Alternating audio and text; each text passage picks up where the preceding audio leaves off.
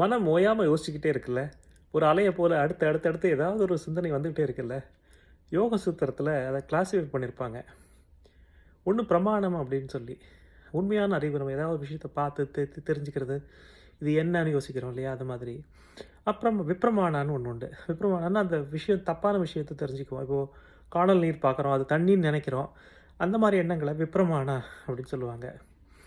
இது 2 இல்லாம கற்பனை எதையும் பார்க்கல நம்ம. கற்பனையா நம்ம யோசிக்க முடியும். விகல்பா அப்படின்னு சொல்லுவாங்க. கற்பனை மூலியமா ஒரு எண்ணங்கள் ஓடிட்டுருக்கும். சரி எதுவுமே வேணாம் நான் பார்க்கவும் இல்ல, கற்பனை செய்யவும் இல்ல, தூங்குறேன் அப்படின்னு சொன்னா, நித்ரா அப்படின்னு அங்கேயும் ஏதாவது ஒரு எண்ணங்கள் தோணுது. இது இல்லாம நம்ம பழைய மெமரீஸ் எல்லாம் இருக்கும் இல்லையா? அது ஸ்மிருதி அப்படின்னு சொல்லுவாங்க. அந்த விதத்தில பிரமாணா, விப்ரமாணா, விகல்பா, நித்ரா, ஸ்மிருதி அப்படின்னு 5ஆ வகைப்படுத்தியிருப்பாங்க.